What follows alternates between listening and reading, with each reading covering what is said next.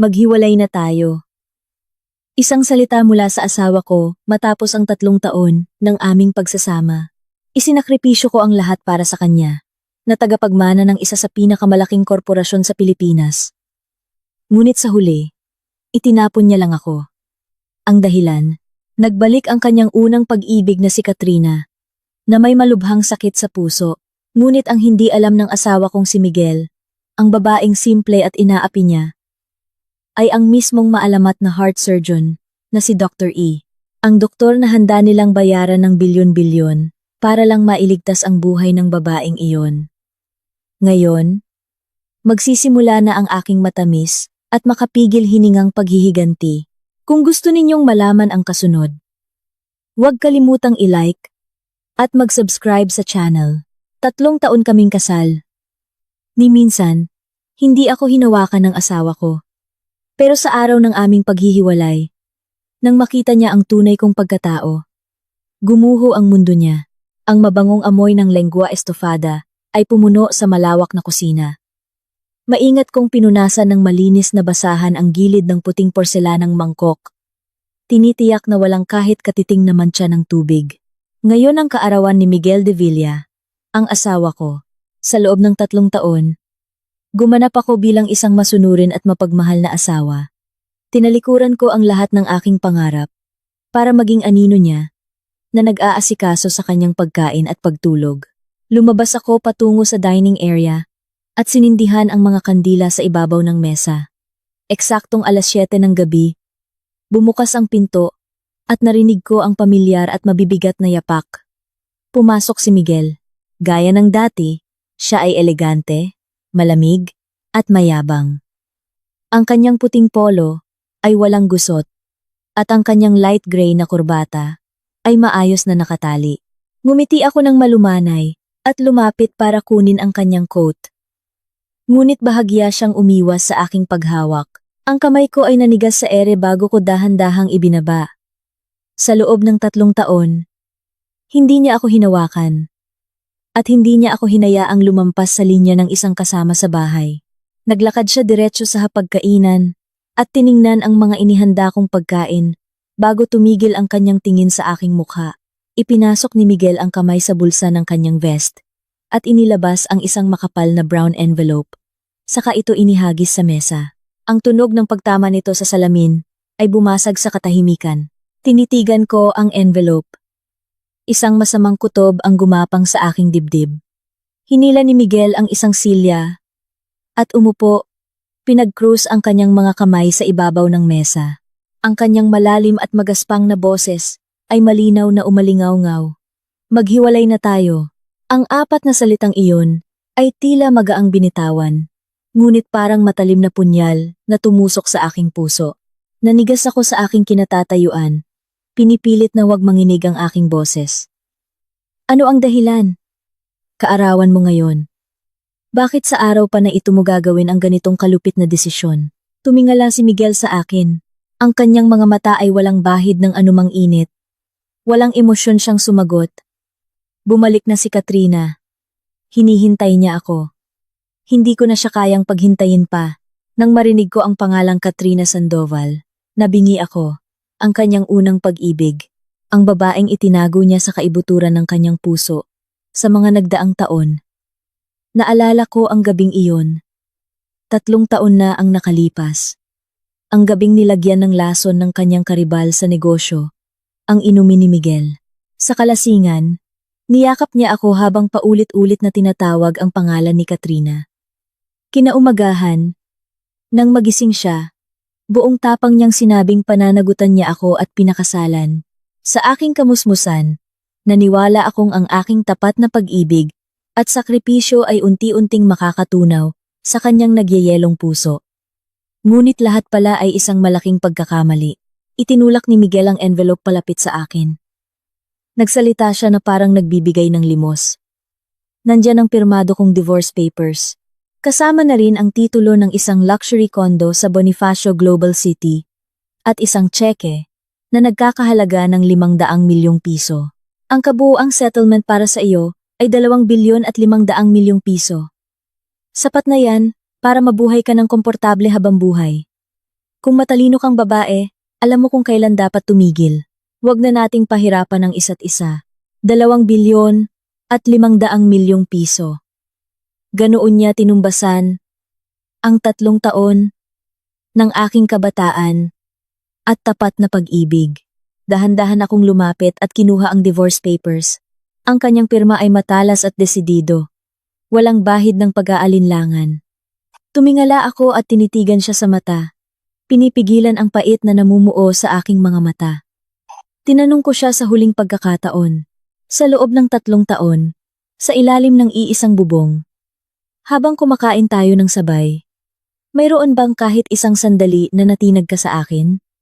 Tumayo si Miguel at inayos ang butones ng kanyang vest. Tiningnan niya ako na may halong awa at sinabi ng malinaw, wala, kahit isang beses. Ang walang awang sagot na iyon, ang pumatay sa huling kislap ng pag-asa sa aking kaluluwa. Ang puso ko ay parang pinipiga, ngunit sa kabila nito, walang luhang tumulo. Ang sukdulang pagkadismaya ay naging isang malamig na yelo na bumalot sa aking damdamin. Tumango ako at kinuha ang fountain pen na nakalagay sa tabi ng mga dokumento. Nang gabing iyon, hindi ako nakatulog. Ang malaking mansyon sa Forbes Park ay nababalot sa dilim, malamig, at walang laman. Umalis si Miguel pagkatapos iwanan ang mga papeles. Na para bang ayaw na niyang manatili pa, kahit isang segundo sa bahay na ito. Umupo ako sa sofa sa sala, at tiningnan ang mga palamuting ako mismo ang pumili. Lahat ng ito ay parang isang panunuya ngayon. Nang tumagos ang unang sinag ng araw sa mga kortina. Tumayo ako at nagtungo sa kwarto. Kinuha ko ang isang itim na maleta mula sa sulok ng aparador at nagsimulang mag-impake ng aking mga personal na gamit. Ilang simpleng damit at mga librong pang-medisina mula pa noong kolehiyo lang ang aking dinala. Ang mga mamahaling alahas at designer dress na binibili sa akin ni Miguel tuwing may okasyon para mapanatili ang kanyang imahe, ay maingat kong tiniklop at ibinalik sa aparador. Hinubad ko ang wedding ring sa aking daliri at ipinatong ito sa ibabaw ng divorce papers, kasama ang tseke na 500 milyon at ang titulo ng kondo. Pirmado ko ang aking pangalan sa kanang ibabang bahagi ng dokumento. Ang sulat kamay ko ay walang pag-aalinlangan, makinis at desidido. Isinoli ko ang buong 2.5 bilyong piso. Pumasok ako sa kasal na ito na walang dala, kundi ang pag-ibig sa aking puso. Ngayon, aalis ako na walang dala at may pusong nanlamig. Kinuha ko ang aking cellphone at tinawagan si Leo. Si Leo Cruz. Ang matalik kong kaibigan noong kolehiyo. At ngayon ay direktor ng isang malaking international hospital sa Maynila. Agad niyang sinagot ang tawag. Nag-divorce na ako. Sunduin mo ako. Ang boses ko ay kakaibang kalmado. Ilang segundo siyang natahimik bago sumagot ng desidido. Maghintay ka ng 15 minuto. Habang naghihintay kay Leo, tinanggal ko ang SIM card ko, binali ito, at itinapon sa basurahan. Naglagay ako ng bagong SIM sa aking reserbang telepono at blinak ang lahat ng numero ni na Miguel at ng kanyang pamilya, pati na ang kanilang social media at lahat ng paraan ng pakikipag-ugnayan. Sa paglabas ko sa pintong ito, puputulin ko na ang lahat ng ugnayan sa kanya at magiging ganap na kaming estranghero sa isa't isa. Huminto ang silver gray na Porsche ni Leo sa harap ng gate ng mansyon. Nakaayos siya sa isang navy blue na suit nang bumaba ng sasakyan. Nang makita niya akong may dalang maliit na maleta, hindi na siya nagtanong. Tahimik niyang inilagay ang bagahe sa trunk at pinagbuksan ako ng pinto habang umaandar ang sasakyan. Iniwan namin ang marangyang mansyon, sumandal ako sa upuan, at ipinikit ang aking mga mata. Naramdaman ko ang malaya at magaan na hangin na dumadaloy sa aking buong katawan. Ilang araw ang lumipas. Ibinalita ni Leo ang sitwasyon sa kumpanya ni Miguel noong umagang iyon, nang ilagay ng sekretarya sa kanyang mesa ang pirmadong divorce papers kasama ang lahat ng isinoli kong ari-arian. Hindi niya inasahan na ang asawa niyang laging masunurin ay aalis ng ganoon kadali nang hindi kumukuha ni isang kusing. Ngunit ang pagkabigla niya ay mabilis na nawala. Ang buong atensyon ni Miguel ngayon ay nakatuon sa kalusugan ni Katrina. Siya ay mayroong rare heart failure at ang kanyang kondisyon ay lumalala araw-araw. Ginamit ni Miguel ang lahat ng kanyang koneksyon at pera para hanapin ang pinakamahusay na espesyalista sa puso na may alias na Dr. Pera. Nang marinig ko iyon, isang mapait na ngiti ang sumilay sa aking labi. Hindi alam ni Miguel na ang Dr. na desperado niyang hinahanap ay ang asawang kanyang itinapon. Papasok na ang tag-ulan sa Maynila at ang hangin ay malamig at mamasa-masa. Katatapos ko lang sa isang pribadong medical seminar para sa mga nangungunang espesyalista na lihim na inayos ni Leo. Matagal na panahon na mula noong huli akong nakibahagi sa isang malalim at propesyonal na talakayan tungkol sa cardiac surgery. Nang hawakan ko muli ang mga medical report at suriin ang mga komplikadong kaso ng operasyon, naramdaman kong muling nanumbalik ang sigla sa aking dugo. Paglabas ko ng conference center, huminga ako ng malalim. Inihagis sa akin ni Leo ang susi ng kanyang Porsche. Uminom daw siya ng wine sa party kanina, kaya ayaw niyang magmaneho. Sinalo ko ang susi nang may eksaktong pagtantiya at tumango. Ang galing ko sa pagmamaneho ay laging hinahangaan ni Leo.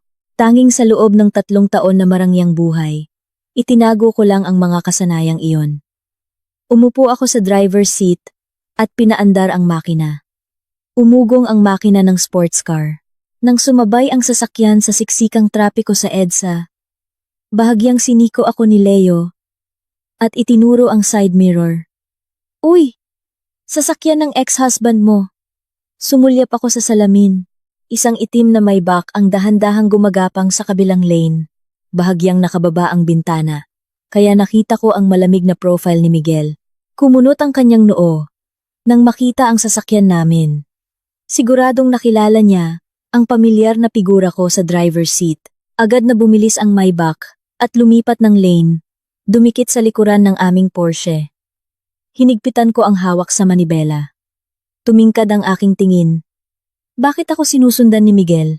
Para tingnan kung kaninong mayamang lalaki nakikipaglandian ang kanyang dating mahinang asawa? Wala akong balak na bigyan siya ng kasiyahan. Nagpalit ako ng gear at buong lakas na inapakan ang accelerator. Ang Porsche ay humarurot na parang mabangis na hayop. Malayo na iniwan ang Maybach. Tila nainis si Miguel. Kaya bumilis din siya para habulin kami. Ang dalawang sasakyan ay tila sumasayaw sa gitna ng siksikang trapiko ng syudad. Nanatili akong kalmado. Mabilis na nakikita ang bawat puwang sa kalsada. Pagdating sa isang malaking intersection, nagsimulang kumurap-kurap ang traffic light. Lalo ko pang inapakan ang accelerator. At sa huling sandali bago magpula, mabilis kong tinawid ang linya. Halos sumagi sa isang delivery truck. Ang Maybach ni Miguel ay naiwan sa likod ng mga sasakyang naghihintay ng signal.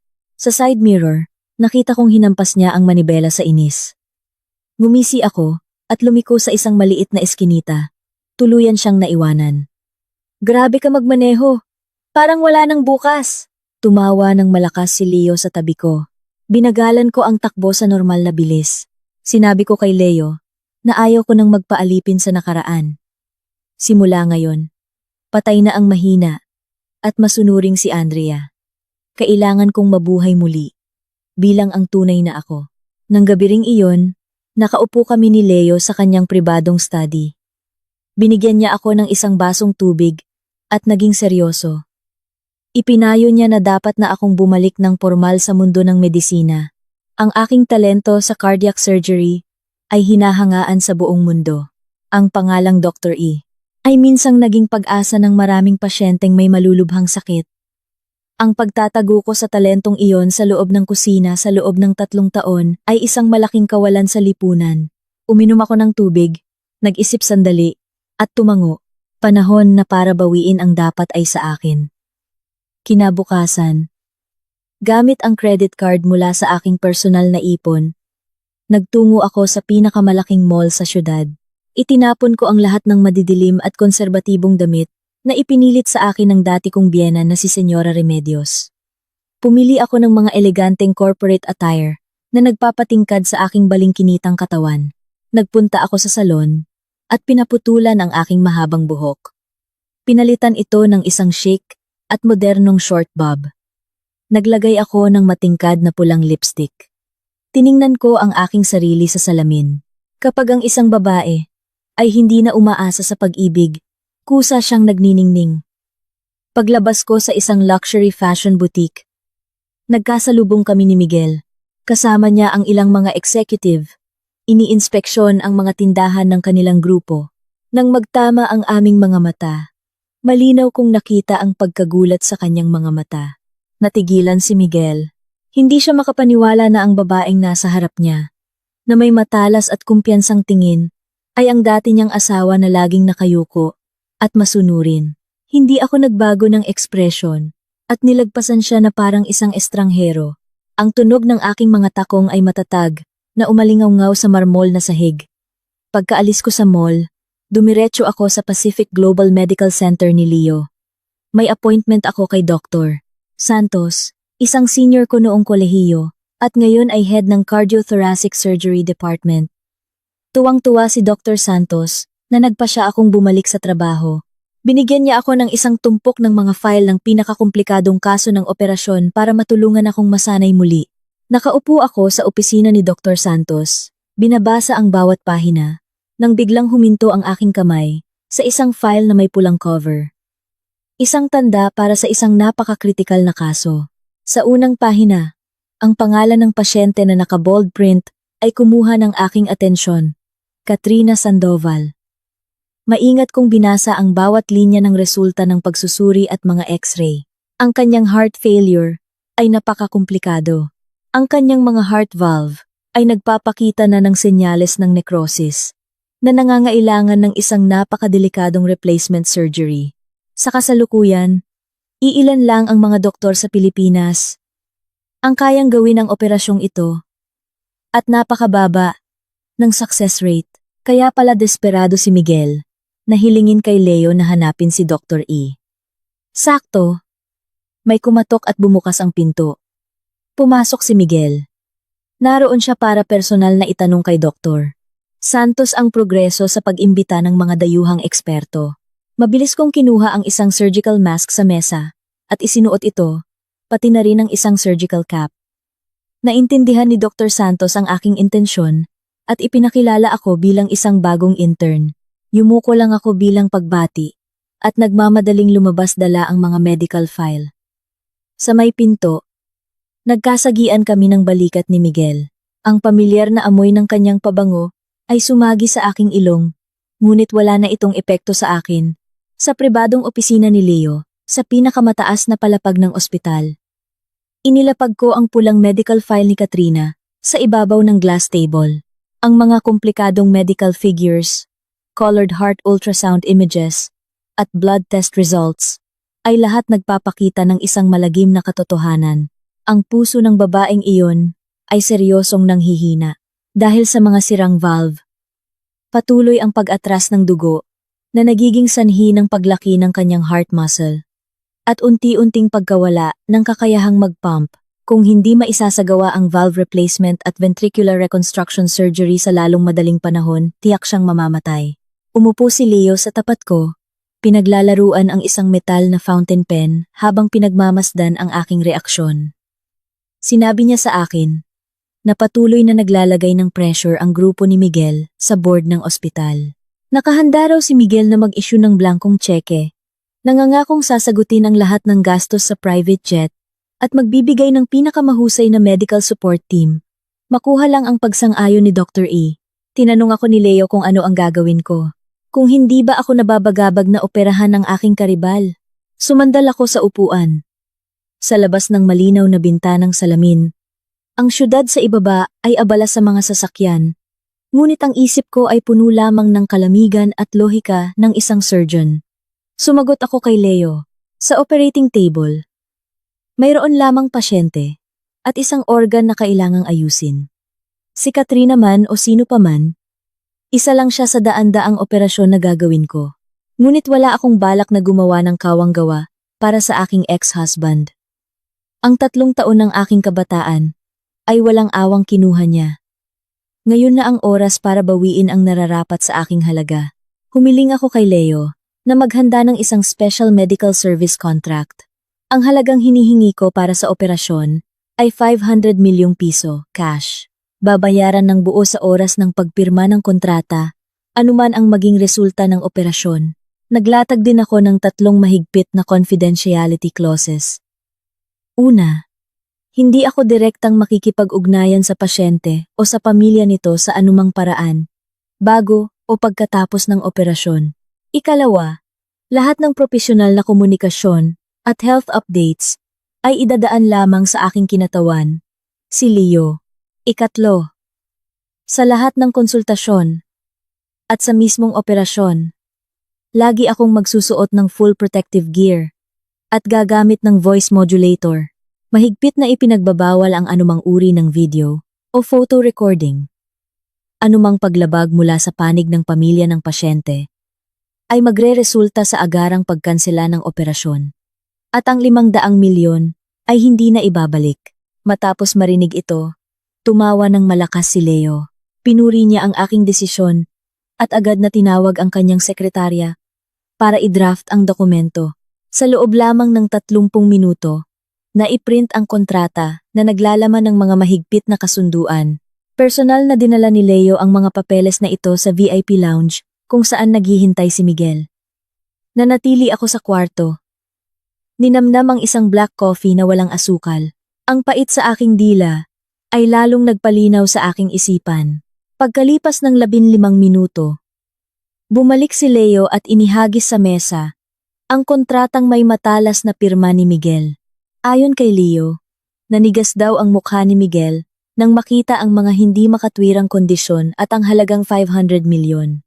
Hinampas niya ang mesa at galit na sinabing si Dr. E ay isang walang hiyang scammer na ginagawang negosyo ang buhay ng tao. Ngunit nang sabihin ni Leo na ito lamang ang kondisyon at kung hindi sila papayag ay agad na babalik si Dr. E. Sa Amerika, napilitan si Miguel na magngit-ngit ang mga ngipin at pumirma. Kinuha ko ang kontrata at tiningnan. Ang pirma ni Miguel sa papel na ito ay mas mariin at mas malalim kaysa sa pirma niya sa aming divorce papers ilang araw na ang nakalipas.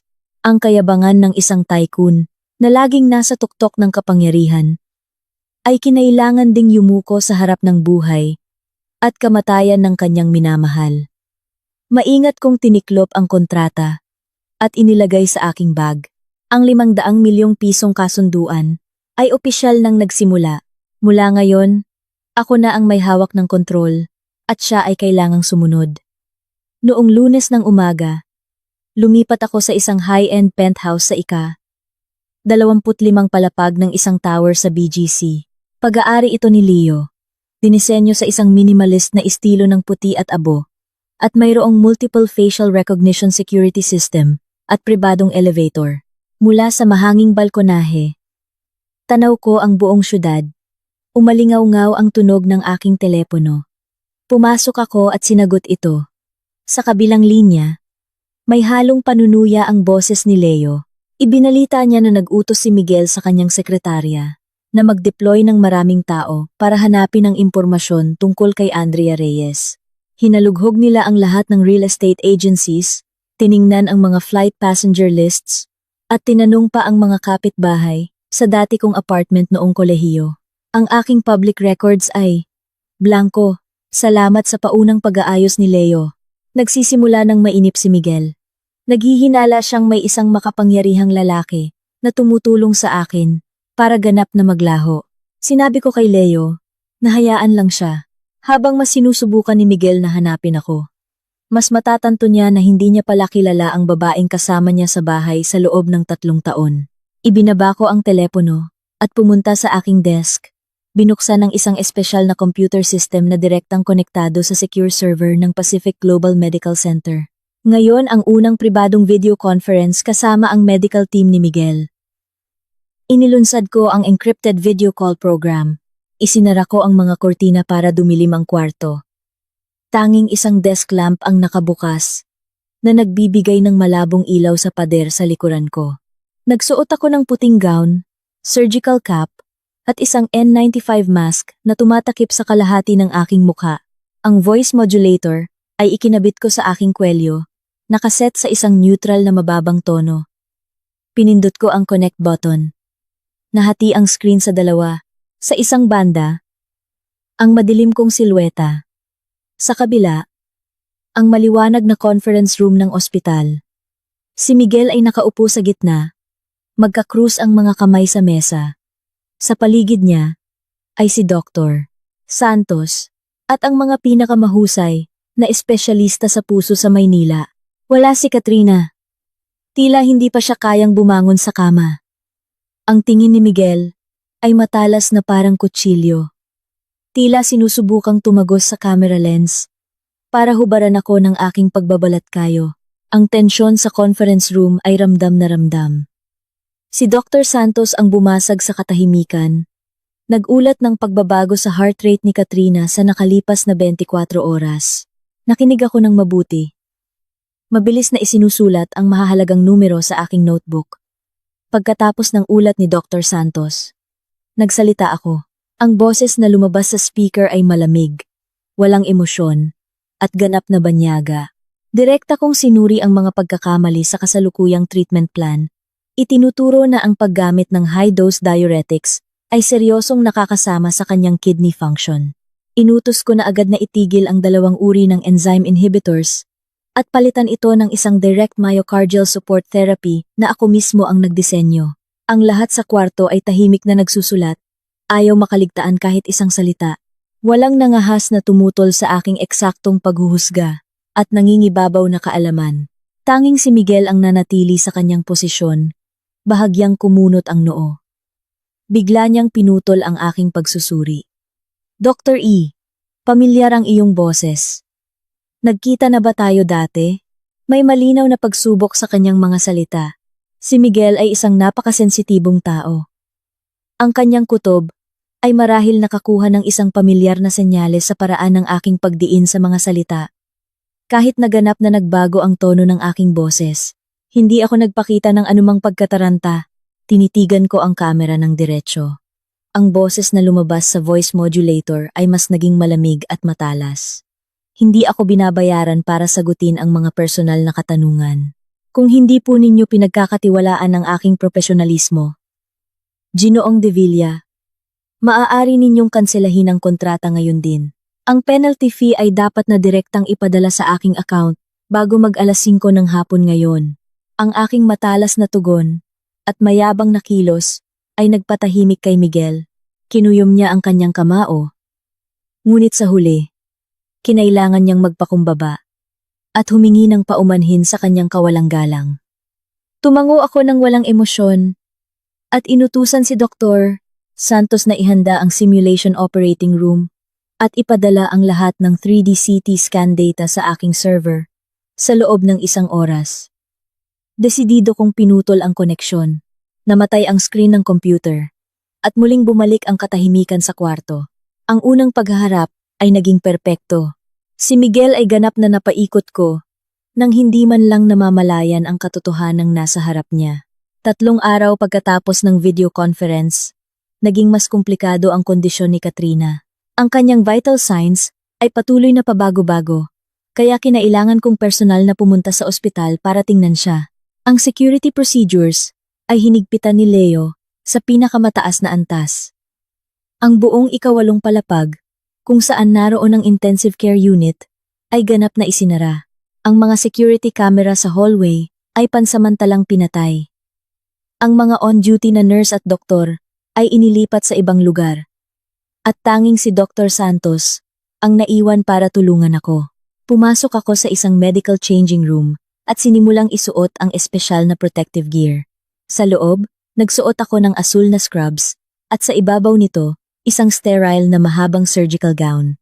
Nagsuot ako ng tela na tumatakip sa aking buhok at leeg at isang N95 mask na mahigpit na nakadikit sa aking mukha. Panghuli, isinuot ko ang isang malaking safety goggles na gawa sa transparent plastic. Tiningnan ko ang aking sarili sa salamin. Isang perpektong pagbabalat kayo. Walang anumang personal na katangian na makikita. Ako ay naging isang walang emosyon, na makinang medikal. Itinulak ko ang pinto at pumasok sa VIP room. Sa loob, may pinaghalong amoy ng disinfectant at mahinang amoy ng mga bulaklak na lilis. Si Katrina ay nakahiga nang walang kilos sa puting kama. Ang oxygen mask at maraming heart monitors ay regular na tumutunog. Ang kanyang mukha ay maputla at walang buhay. At ang kanyang mga mata ay nakapikit.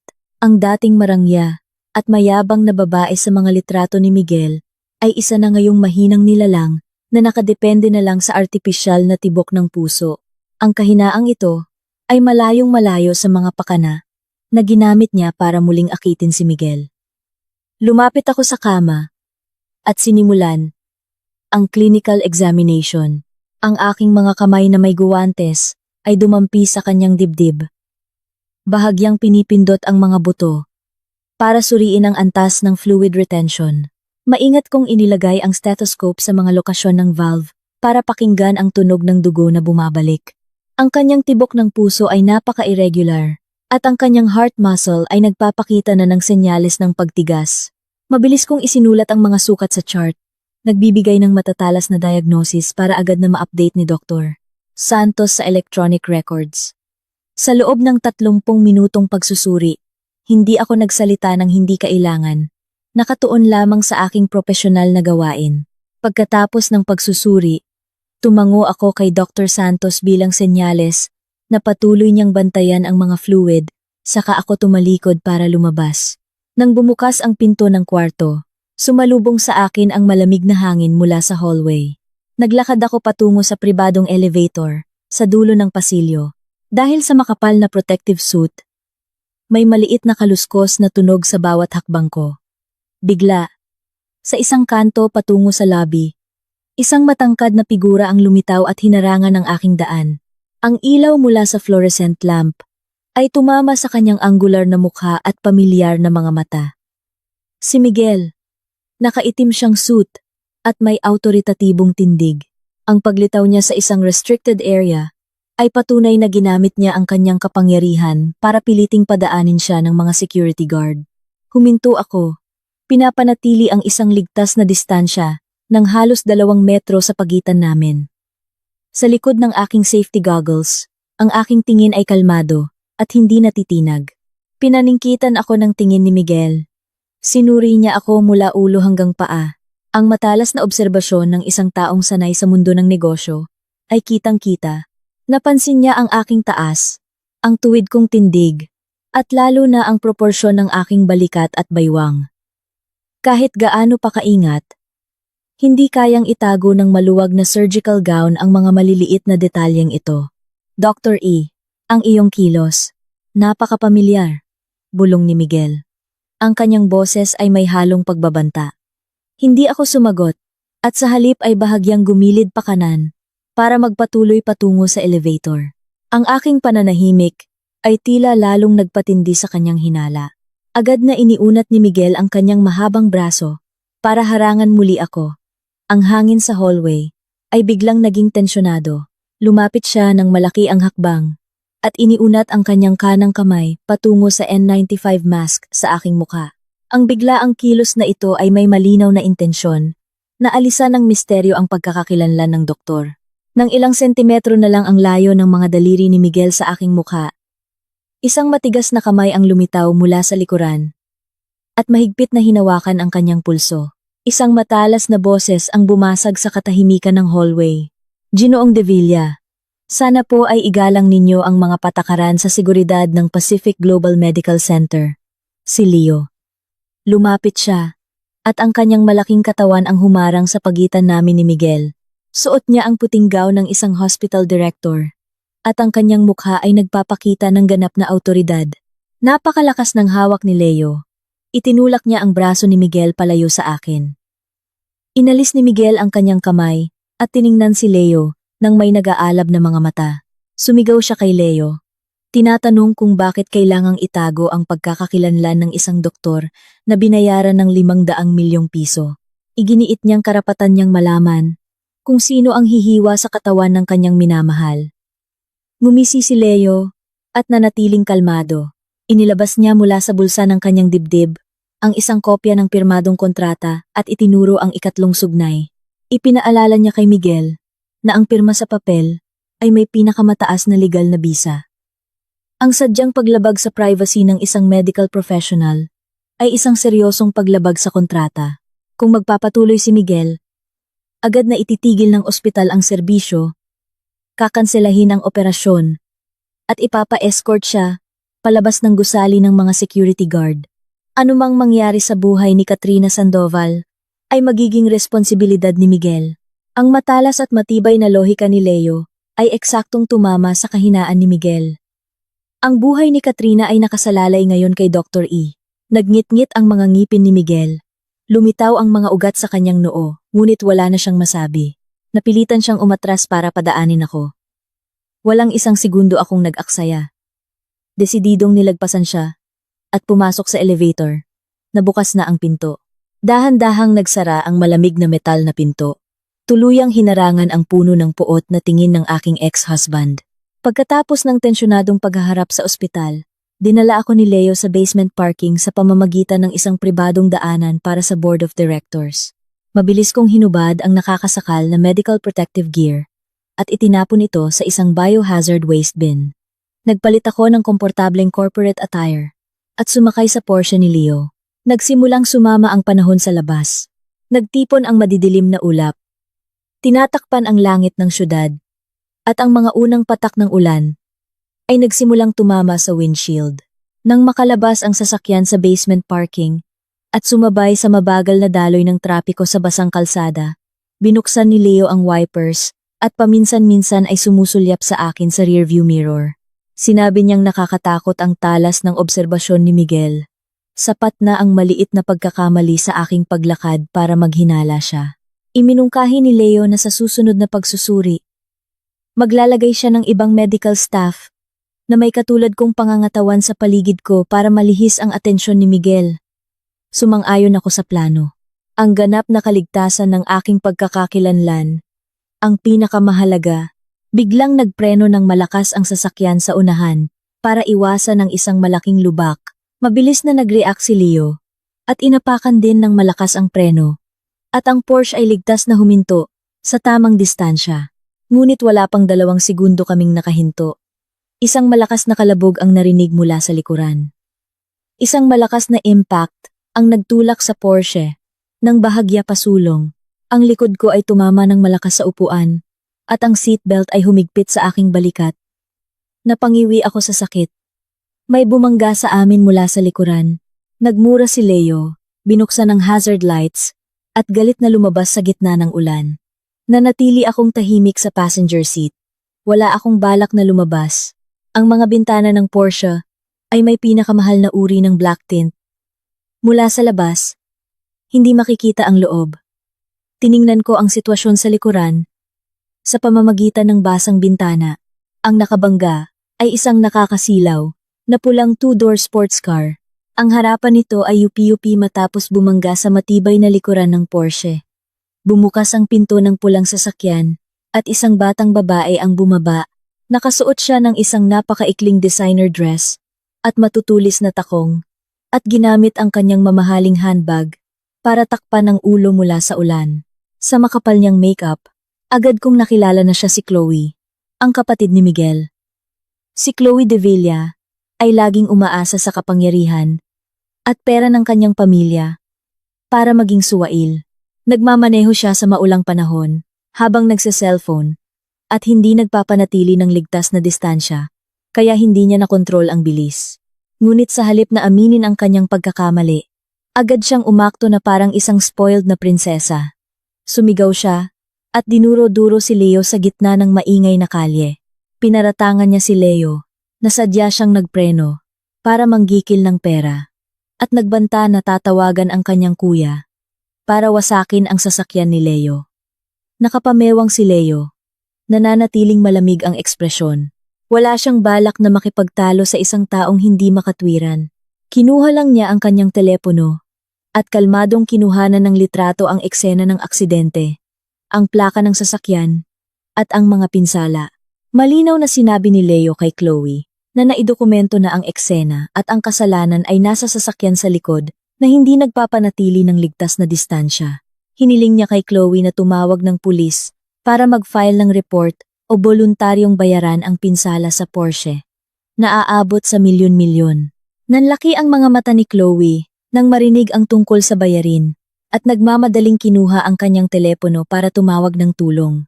Pagkalipas ng 15 minuto, isang pamilyar na itim na may bak ang huminto sa gilid ng kalsada sa gitna ng ulan. Bumukas ang pinto, at si Miguel ay maingat na bumaba hawak ang isang malaking itim na payong. Mabilis siyang lumapit. Nang makita ni Chloe ang kanyang kuya, tumakbo siya at kumapit sa braso ni Miguel, umiiyak at nagrereklamo na binuli siya. Tiningnan ni Miguel ang yuping harapan ng sasakyan ng kanyang kapatid, bago ilipat ang tingin sa mga gasgas sa likuran ng Porsche. Sa wakas, tumigil ang kanyang tingin sa mukha ni Leo. Agad niyang nakilala ang hospital director na nakasagutan niya nang matindi 1 oras lang ang nakalipas. Isang kislap ng sorpresa ang dumaan sa mga mata ni Miguel. Ngunit agad itong napalitan ng kalmadong ekspresyon ng isang negosyador. Alam ni Miguel ang ugali ng kanyang kapatid, kaya kahit hindi na magtanong, alam na niya kung sino ang may kasalanan. Lumapit siya kay Leo at sinubukang ayusin ang problema sa isang mahinahon ngunit may awtoridad na tono. Hiniling ni Miguel kay Leo na kalimutan na lang ang insidente, nangangakong ipapaayos ang sasakyan ni Leo sa pinakamahusay na service center at babayaran ang lahat ng danyos. Itinuring ito ni Miguel bilang isang paraan upang pagaanin ang tensyon sa kanilang relasyon para sa kapakanan ng paggamot ni Katrina. Ngumisi si Leo nang may pangungutya. Desidido niyang tinanggihan ang kalkuladong alok ni Miguel. Nilinaw ni Leo na ito ay isang civil traffic accident. Ang gastos sa pag-aayos ng sasakyan ay hindi malaki. Ngunit ang aroganteng pag-uugali ni Chloe ay hindi katanggap-tanggap. Humingi si Leo kay Miguel ng 10 milyong piso na agad na i-transfer sa kanyang account bilang tuition fee para turuan ng leksyon ang kanyang kapatid. Kung hindi siya magbabayad, agad siyang tatawag sa pulis at sisiguraduhing lalabas sa balita. Kinabukasan na ang kapatid ng chairman ng De Villa Group ay nagdulot ng aksidente at nag-eskandalo. Kumunot ang noo ni Miguel. Ang kanyang pride ay nasaktan ng may ibang taong nagtuturo sa kanya kung paano pamahalaan ang kanyang pamilya. Ngunit sa harap ng matigas na paninindigan ni Leo at ang panganib ng masamang publisidad, wala siyang nagawa kundi kunin ang kanyang telepono at mabilis na i-transfer ang 10 milyon. Habang naghihintay na makumpleto ang transaksyon, biglang napatingin si Miguel sa Porsche. Tinitigan niya ang madilim na bintana sa passenger side. Tila may kutob siyang may nakaupo sa loob. Dahan-dahan siyang humakbang palapit. Pinaningkitan ang mga mata na para bang sinusubukang aninagin ang nasa loob. Nanatili akong walang kilos. Pinapanatili ang regular na paghinga at malamig na tinitigan ang kanyang mga matang nagsusuri sa likod ng salamin. Isang basang bintana lang ang pagitan namin, ngunit ang agwat sa pagitan namin ay hindi na kailanman maibabalik. Tumunog ang telepono ni Leo, senyales na pumasok na ang pera. Bahagyang tinapik ni Leo ang bubong ng sasakyan. Sinabihan si Miguel na turuan ng leksyon ang kanyang kapatid, bago desididong pumasok sa sasakyan. Ang Porsche ay umugong at mabilis na nawala sa gitna ng ulan. Iniwan ang magkapatid na De Villa na tulala sa gitna ng malamig na kalye. Tumingin ako sa rearview mirror at bahagyang ngumisi. Ang kaawa-awang itsura ng pamilyang dati kong kinabibilangan ay hindi na kayang yanigin ang aking puso kahit 1 segundo. 2 linggo pagkatapos ng aksidente sa kalsada, nag-host ang medical community ng Maynila ng isang charity gala at academic conference. Dinaluhan ito ng mga nangungunang medical professionals mula sa loob at labas ng bansa, mga hospital directors, at maraming matagumpay na negosyante na namumuhunan sa healthcare sector. Ipinadala sa akin ni Leo ang isang honorary invitation. Naniniwala siyang ito ang pinakamagandang pagkakataon para formal na bumalik sa medical field gamit ang pangalang Andrea Reyes at tuluyang ihiwalay ang aking sarili mula sa masyadong napapansing katauhan ni Dr. E. Nang gabing iyon, Tumayo ako sa harap ng isang malaking salamin sa aking silid, naghahanda ng aking isusuot. Sa pagkakataong ito, nagpasya akong tuluyang talikuran ang imahe ng isang simple at mahinang babae sa loob ng 3 taon. Pumili ako ng isang emerald green na silk evening gown. Ang eleganteng v-neck at a daring open back design ay nagbigay diin sa perpektong kurba ng aking katawan. Ang mataas na slit sa palda ay nagbigay ng gilas at lakas sa bawat hakbang ko. Nagsuot ako ng high heels na may kumikinang na hiyas. Tinalian ng mataas ang aking maikling buhok at naglagay ng black pearl earrings bilang accent. Ang aking makeup ay nagbigay diin sa matalas na mata at matingkad na pulang labi. Ang babae sa salamin ay nakakasilaw, puno ng kumpiyansa at buhay na buhay. Isang luxury sedan mula sa ospital ang naghatid sa akin sa harap ng marangyang lobby ng isang 5-star hotel. Nang bumukas ang pinto, walang tigil ang flash ng mga kamera ng mga photographer. Bumaba ako ng sasakyan, itinayo ng tuwid ang aking likod, at tinugunan ng isang eleganteng ngiti ang magalang na pagbati ng mga host. Nang pumasok ako sa marangyang ballroom na puno ng ilaw mula sa mga crystal chandelier at malamyos na classical music, agad akong nakisalamuha sa intelektual na kapaligiran ng alta sosyedad. Lumapit si Leo at inakbayan ako. Dinala ako sa gitna para ipakilala sa mga dayuhang eksperto. Doon, muli kong nakita si Professor Richards, isang master sa heart surgery na nakatrabaho ko noong ako'y nasa training sa Amerika.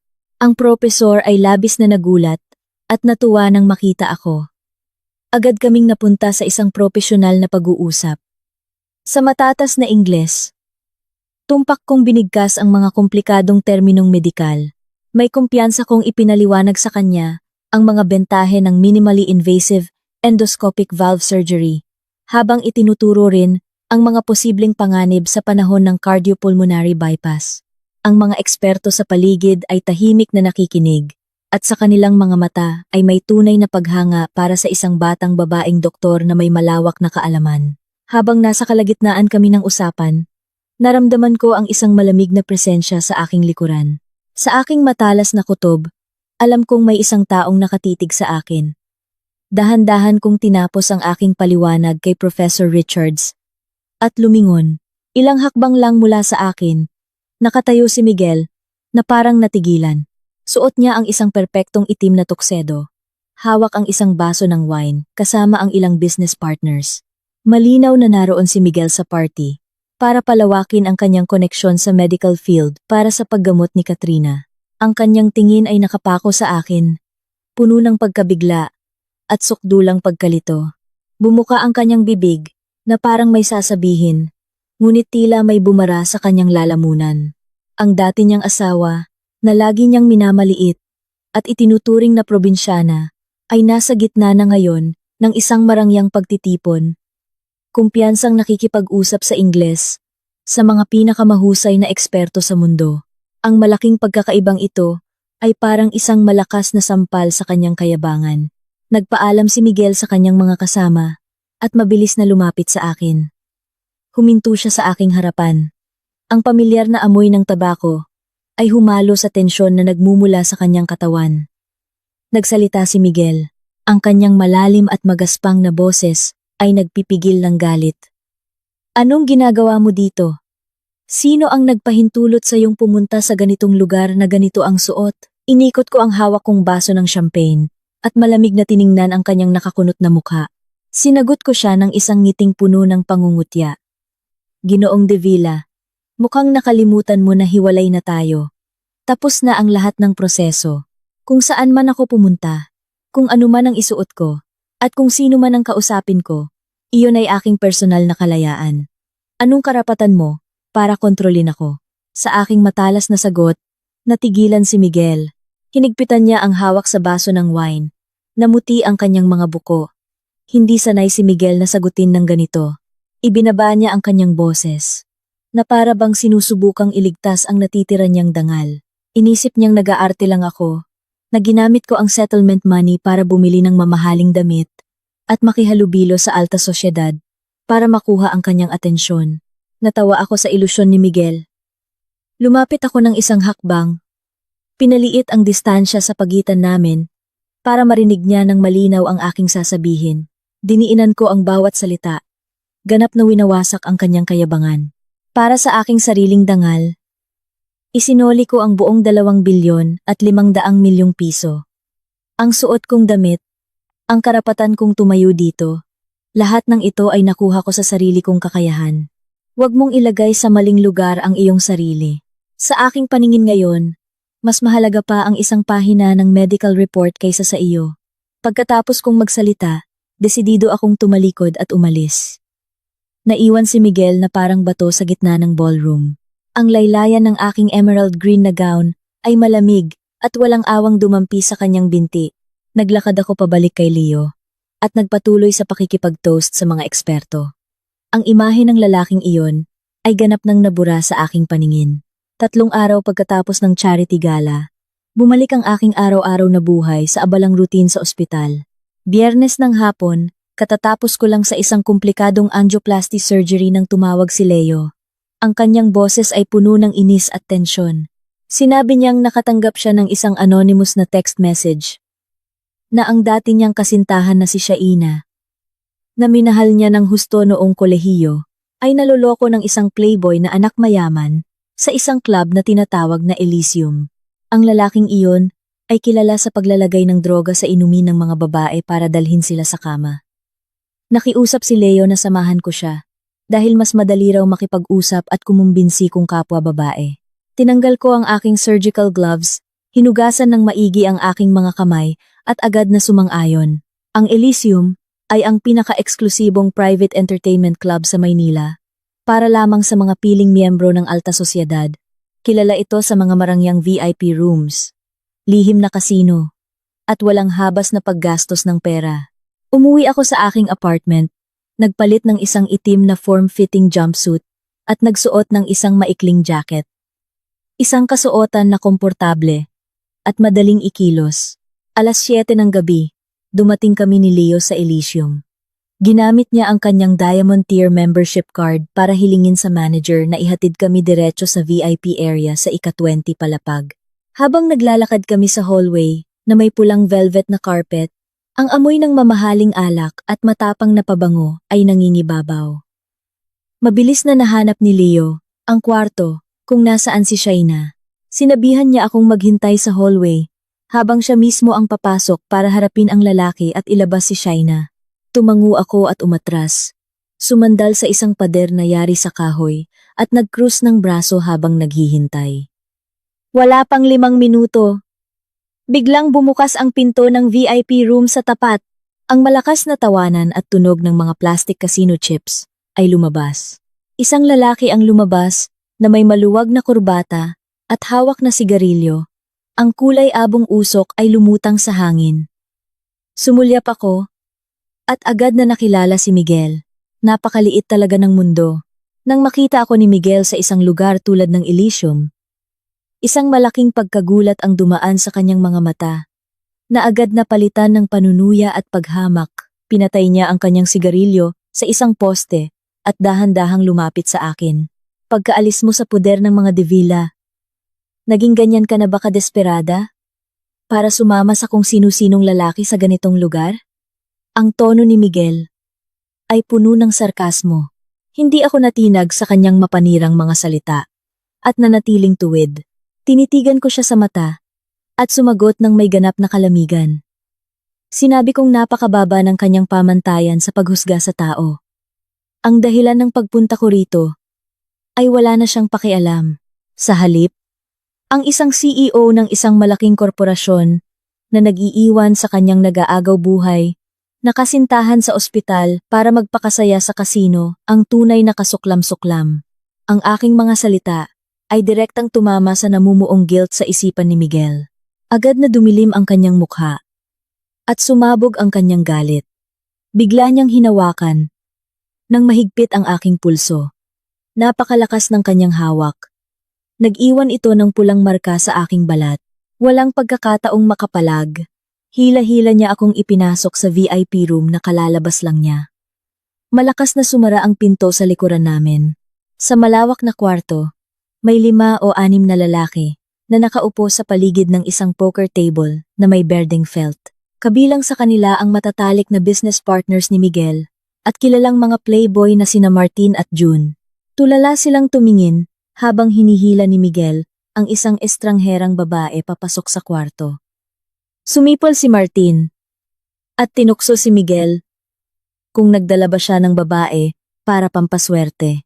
Itinulak ako ni Miguel sa isang bakanteng leather na upuan sa tabi niya at inihagis ang mga chips na nagkakahalaga ng milyon-milyon sa mesa. Pinilit niya akong sumali sa laro. Ginamit niya ang kanyang galing sa pera at panlilin lang para ipahiya ako sa harap ng kanyang mga kaibigan. Malamig na idineklara ni Miguel na kung mapapanalunan ko ang lahat ng chips sa mesa, hahayaan niya akong umalis ng tahimik. Kung matatalo ako, kailangan kong yumuko at humingi ng tawad sa aking mayabang na sinabi kanina. Hinaplos ko ang masakit kong pulso at tiningnan ang mga baraha na ipinamahagi ng dealer. Ang poker ay laro ng probabilidad at psikolohiya. Para sa isang surgeon na sanay sa pagkalkula ng porsyento ng buhay at kamatayan, ang larong ito ay parang isang simpleng math problem. Ngumisi ako at tumango bilang pagsang-ayon. Nagsimula ang unang round. Tiningnan ko ang aking dalawang baraha. Walang emosyon na makikita sa aking mukha. Si Miguel at ang kanyang mga kaibigan ay patuloy na tumaya ng malaki para maglagay ng psychological pressure. Nang ako na ang sasalang, kalmado kong itinulak ang lahat ng aking chips sa gitna ng mesa. All in. Dahil sa aking tila walang ingat na galaw, natahimik ang lahat sa kwarto. Nagkatinginan sina Martin at June, at sa huli ay nagpa siya na walang laban at nag-fold. Ngayon, one-on-one na lang kami ni Miguel. Tinitigan niya ako sa mata. Sinusubukang humanap ng takot o pag-aalinlangan, ngunit bigo siya. Ang aking mga mata ay kalmado na parang isang nagyayelong lawa. Nagngit-ngit ang ngipin ni Miguel at tumaya rin. Itinumba ng dealer ang 3 community cards sa gitna ng mesa. Isang ace, isang 7, at isang 9. Ipinakita ko ang aking 2 baraha. Isang pares ng ace. Kasama ang ace sa mesa, hawak ko ang pinakamalakas na 3 of a kind. Sa sitwasyong ito, ang tsansa ni Miguel na magkaroon ng mas mataas na kamay ay mas mababa sa 3%. Tulala na itinumba ni Miguel ang kanyang mga baraha. Mayroon lang siyang isang pares ng king. Walang emosyon kung hinakot ang napakaraming chips papunta sa akin. Ang tunog ng pagbabanggaan ng mga plastic chips ay masayang narinig. Ang mga kaibigan ni Miguel ay napanganga sa gulat. Walang sino man ang makapaniwala na ang isang babaeng tila mahina ay kayang maglaro ng ganoon kawalang awa at may tumpak na kalkulasyon. Tumayo ako mula sa upuan, bahagyang pinagpaga ng aking jacket, at tiningnan si Miguel ng may awa. Nakakabagot pala ang laro ng mga taong walang magawa. Maraming salamat sa donasyon. Gagamitin ko ang perang ito para sa pondo ng heart surgery ng mga mahihirap na bata. Desidido akong tumalikod at lumabas ng kwarto. Iniwan si Miguel at ang kanyang mga kaibigan sa kahihiyan. Pagbukas ng pinto, sakto namang tapos na rin si Leo sa kanyang problema at kalalabas lang mula sa kabilang kwarto kasama si Shayna. Nginitian ko si Leo, kumapit sa kanyang braso, at sabay kaming umalis sa Elysium. Isang dramatikong ngunit napakasayang gabi ang nagtapos. Sa harap ng pintuan ng Elysium, malakas na umihip ang hangin. Nililipad ang laylayan ng aking jacket. Maingat na inaalalayan ni Leo si Shayna para makatayo ng maayos. Ang dati niyang kasintahan ay halos wala sa sarili at patuloy na nasusuka dahil sa sobrang pag-inom ng alak na may halong droga. Kumunot ang noo ni Leo at tiningnan ako ng may pag-aalala at paghingi ng paumanhin. Sinabi niyang malala ang kondisyon ni Shayna at kailangan niya itong dalhin agad sa emergency room ng ospital para lagyan ng dextrose at suriin. Ang Porsche ni Leo ay 2-seater lang kaya imposibleng isakay pa ako. Desidido akong tumango at sinabihan si Leo na unahin na ang pasyente at umalis na. Ang buhay at kalusugan ng tao ang laging pinakamahalaga. Kinuha ko ang aking telepono para tumawag ng isang premium car service para umuwi. Pagkaalis ng sports car ni Leo, isang pamilyar na itim na Maybach ang lumabas mula sa basement parking at huminto sa mismong harapan ko. Dahan-dahang bumaba ang bintana sa likuran. Inilalantad ang anggular na mukha ni Miguel at ang kanyang matalas at malamig na mga mata. Ang hangin sa paligid ay tila nagyelo sa ilalim ng kanyang mapilit na tingin. Sa isang malalim at magaspang na boses na may tonong utos, sinabi niya, "Sumakay ka. Gabi na raw at delikado ang lugar para sa isang babaeng mag-isa. Kaya responsibilidad niyang ihatid ako pauwi." Nakatayo ako sa marmol na hagdanan. Nakapamewang at hindi gumagalaw. Malamig kong tinanggihan ang kanyang alok. Nilinaw ko na wala ng anumang relasyon sa pagitan namin para ipakita niya ang ganitong hindi kinakailangang pagiging maginoo.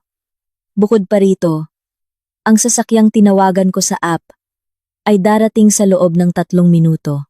Hindi sumuko si Miguel. Itinulak niya ang pinto ng sasakyan at lumabas. Ang kanyang matangkad na katawan ay humarang sa ilaw mula sa poste. Sa kabila ng aking pagtutol, hinawakan ni Miguel ang aking siko at sa pilitang ipinasok ako sa likurang upuan ng Maybach. Ang kanyang kilos ay napakabilis at magaspang. Wala akong pagkakataong mag-react. Malakas na sumara ang pinto at nakulong ako sa isang saradong espasyo na puno ng pamilyar na amoy ng tabako at pabango ng lalaki. Ang driver sa harap ay agad na nagpaandar ng sasakyan at umalis sa Elysium. Inayos ko ang aking damit at umupo ng pinakamalayo sa bintana. Pinapanatili ang pinakamalaking distansya mula sa lalaki sa tabi ko. Ang sasakyan ay nabalot sa isang nakakasakal na katahimikan. Ang dilaw na ilaw mula sa mga poste ay dumadaan sa mukha ni Miguel. Ipinapakita ang malalim na pag-iisip at kalkulasyon sa kanyang mga mata. Sa labas, may mahinang ambon na nagpapalabo sa mga ilaw ng syudad. Makalipas ang ilang sandali, binasag ni Miguel ang katahimikan. Nag-alok siya ng isang napakakatawa-tawang bagay. Sinabi ni Miguel na maaari niya akong bigyan ng posisyon bilang Head of Human Resources sa isa sa mga subsidiary ng De Villa Group. Ang sahod daw ay aabot sa milyon-milyon, kasama ang iba't ibang benepisyo na magagarantiya ng isang marangyang buhay. Inisip niyang ang pagtanggi ko sa 2.5 bilyong pisong settlement ay isang paraan lang para lalo siyang i-pressure. Lumingon ako at tinitigan siya sa mata. Ang aking pulang labi ay bahagyang ngumiti nang may pangungutya. Ang kanyang ilusyon sa kapangyarihan ay talagang wala ng lunas. Sinagot ko siya ng may matalas na pangungutya. Bawat salita ay malinaw. Sinabi ko muli na hindi ko kailangan ng kanyang awa at lalong wala akong interes na magtrabaho para sa isang taong hindi marunong rumespeto sa halaga ng pamilya. Ang aking galing sa baraha ngayong gabi at ang mga suot kong mamahaling damit ay lahat galing sa aking sariling kakayahan, yaman at talino. Inutusan ko siyang itigil ang kanyang mapanliit na pag-iisip sa mga babae at huwag nang subukang husgahan ang aking pagkatao gamit ang posisyon o pera. Natahimik si Miguel. Bahagyang gumalaw ang kanyang panga. Ang aking mga salita ay matalas na tumagos sa baluti ng kayabangan na lagi niyang suot. Lumingon siya sa bintana at hindi na muling binanggit ang kanyang katawa-tawang alok. Tahimik na tinawid ng sasakyan ang mga bakanting kalsada at sa wakas ay pumasok sa isang luxury residential complex sa gitna ng syudad. Ito ang pinaka-secure na lugar para lamang sa tunay na alta sosyedad ng Maynila. Huminto ang Maybach sa harap ng entrance ng Rosewood Tower. Kailangan ng resident card o facial recognition para makapasok sa lobby. Ang pagkagulat ay malinaw sa mukha ni Miguel. Hindi niya inaasahan na kaya kong manirahan sa isang napakamahal at eksklusibong lugar. Nang akmang bubuksan ko ang pinto, bigla siyang nagsalita at pinigilan ako. Ang kanyang boses ay may halong pagod at kaunting pilit. Sinabi niyang umuwi na ang kanyang ina, si Senyora Remedios, mula sa Europa kaninang umaga. Hindi pa raw nito alam na tapos na kami sa proseso ng diborsyo. Ang alta presyo ng kanyang ina ay madalas na umaatake kamakailan. Mahigpit na ipinagbili ng doktor na huwag itong bigyan ng anumang malaking stress.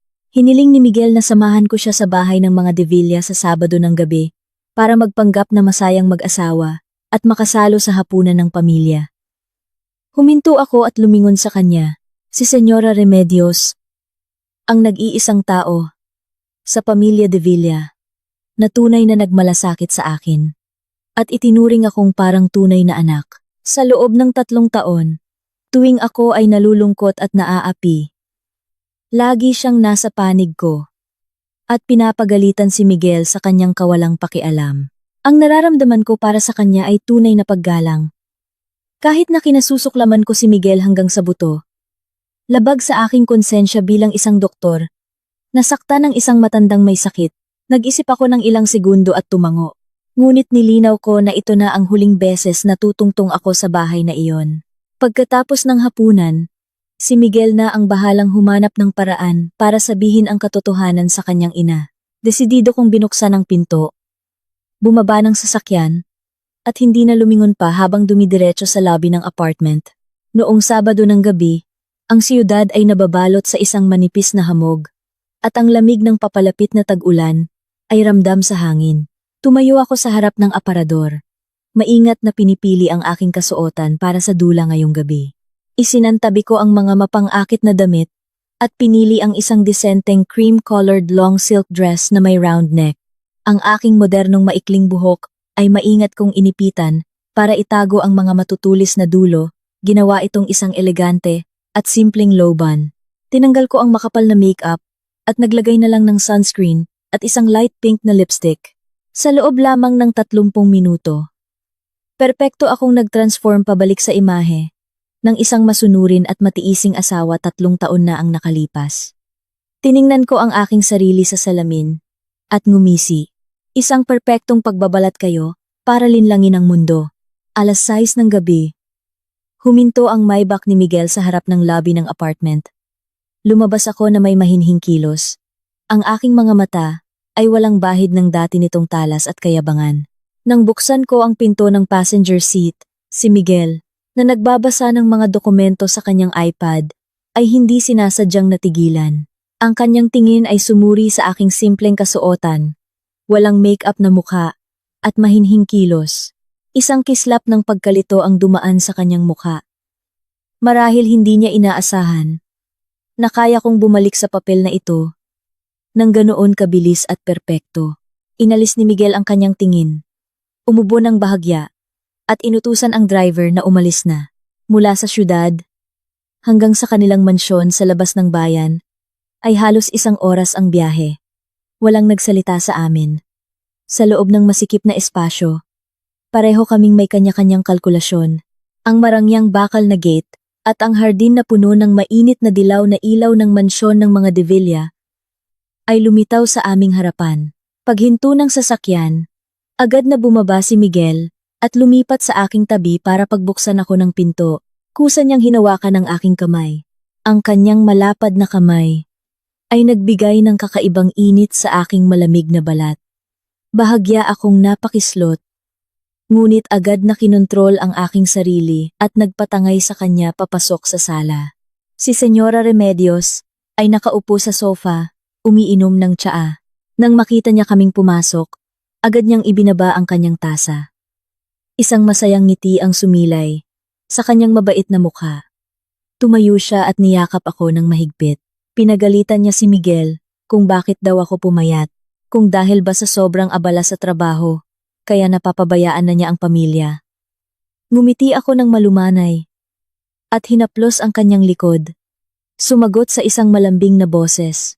Pabago-bago po kasi ang panahon nitong mga nakaraang araw kaya medyo wala akong ganang kumain, senyora. Laging maalaga si Miguel.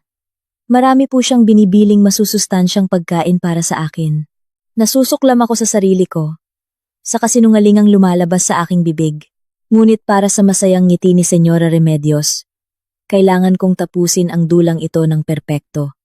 Ang hapunan ay inihanda sa isang malaking dining room, puno ng mamahaling seafood at masustansyang pagkain.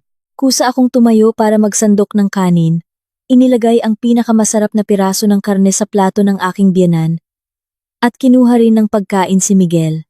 Bawat kilos at tingin ko kay Miguel ay nagpapakita ng pag-aalaga at malalim na pagmamahal ng isang tapat na asawa. Nanigas si Miguel sa kanyang upuan. Bahagyang nanginginig ang hawak niyang kubyertos. Ang aking peking pag-aalaga ay masyadong matingkad na ginagaya. Ang mga payapang araw, 3 taon na ang nakalipas.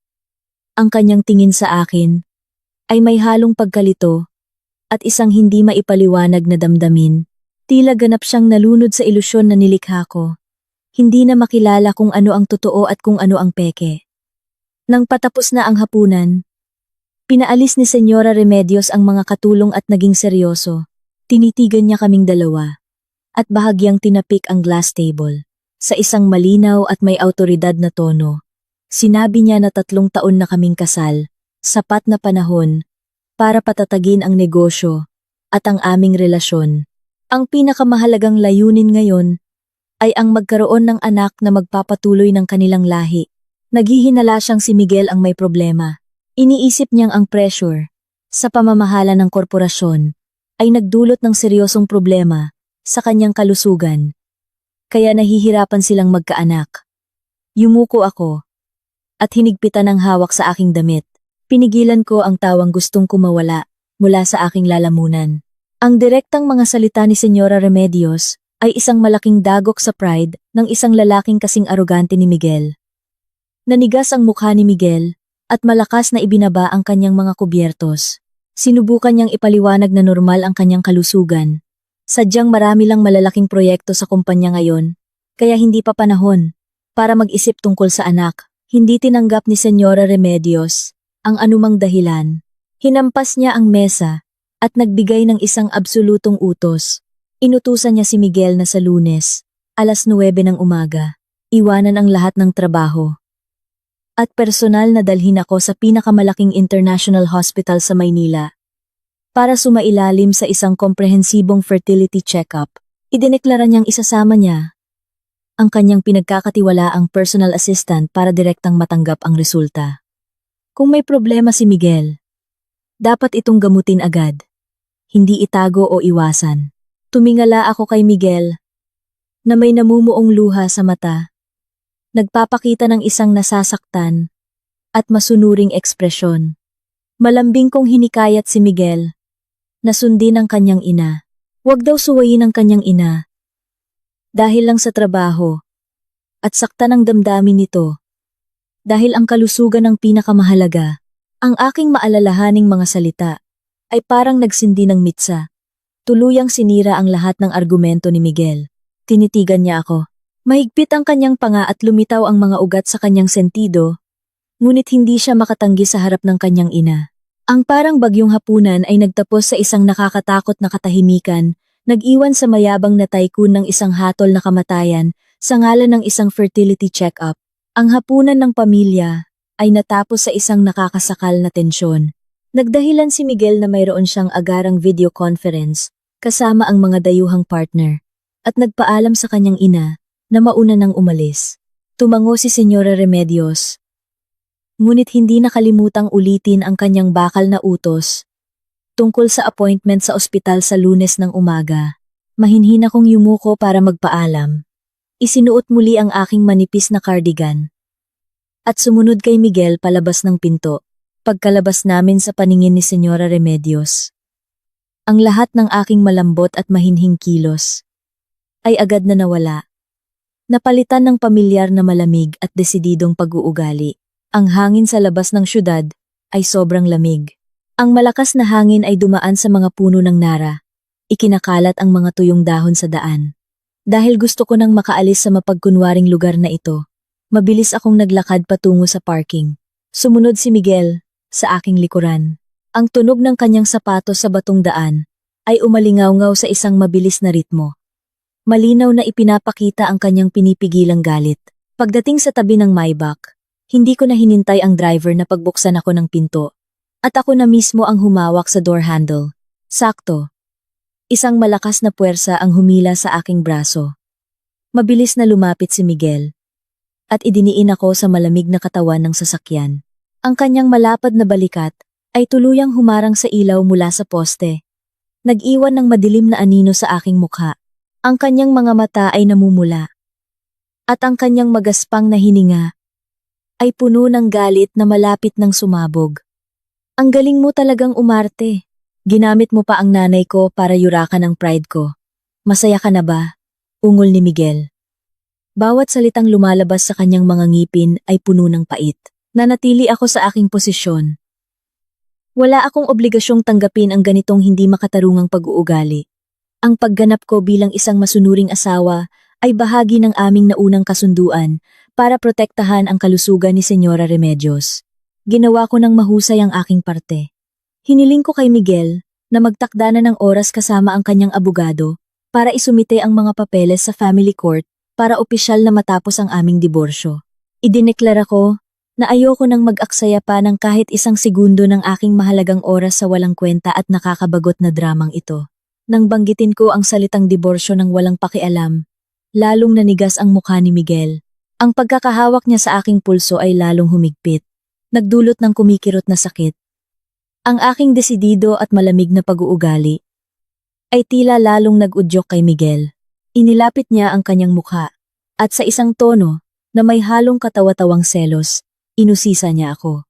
Tinanong niya kung kaya ko ba gustong putulin agad ang lahat ng ugnayan sa pamilya de Villa ay para legal na makasama ang hospital director na iyon, si Leo Cruz. Inisip ni Miguel na ang lahat ng biglaang pagbabago sa akin, mula sa pananamit hanggang sa pagiging mayabang, ay dahil sa impluwensya ng ibang lalaki. Hindi ko mapigilang matawa sa kanyang isip batang hinala. Ang pag-iisip ng isang diktador na naniniwalang siya ang sentro ng sansinukob ay talagang katawa-tawa. Ginamit ko ang aking kabilang kamay para itulak ng malakas ang kanyang dibdib, lumikha ng kaunting espasyo sa pagitan namin para makahinga. Ang hangin sa paligid ay tila nagyelo. Ginoong de Villa, masyadong malikot ang iyong imahinasyon. Malamig kong sinabi. Ang aking boses ay parang bakal na pumuputol sa kanyang ilusyon. Pagkatapos nating pumirma sa divorce papers, kung sino man ang mahalin ko o makipag-date, iyon ay aking personal na kalayaan na protektado ng batas. Abala ka sa pag-aalaga sa iyong unang pag-ibig na si Katrina Sandoval. Bakit mo sinusubukang hadlangan ang paghahanap ko ng bagong kaligayahan? Huwag mong ipilit ang pagiging makasarili ng isang talunan sa aking buhay. Ang aking walang awang pagbubunyag ay parang isang baldeng malamig na tubig sa pride ni Miguel. Natigilan siya. Nanlaki ang mga mata sa gulat. Ang kanyang kamay, na mahigpit na nakahawak sa aking pulso, ay dahan-dahang lumuwag at bumagsak sa kanyang tagiliran. Ang kanyang pagiging makasarili at pagkukunwari ay walang awang na ilantad ko. Walang mahanap na lohika si Miguel para ipagtanggol ang kanyang sarili. Ang tunay na pag-ibig na lagi niyang ipinagmamalaki ay naging isang matalim na tinik na tumusok pabalik sa kanyang mayabang na pagkatao. Hinaplos ko ang aking namumula at namamaga na pulso at inayos ang aking damit. Ipinaalala ko sa kanya ang aming appointment sa korte sa Lunes ng umaga. Sa halip na mag-aksaya ng oras sa isang walang kwentang check-up sa ospital, dapat naming ayusin nang malinis ang marriage certificate na nagtatali sa aming dalawa. Desidido kong itinulak si Miguel sa gilid.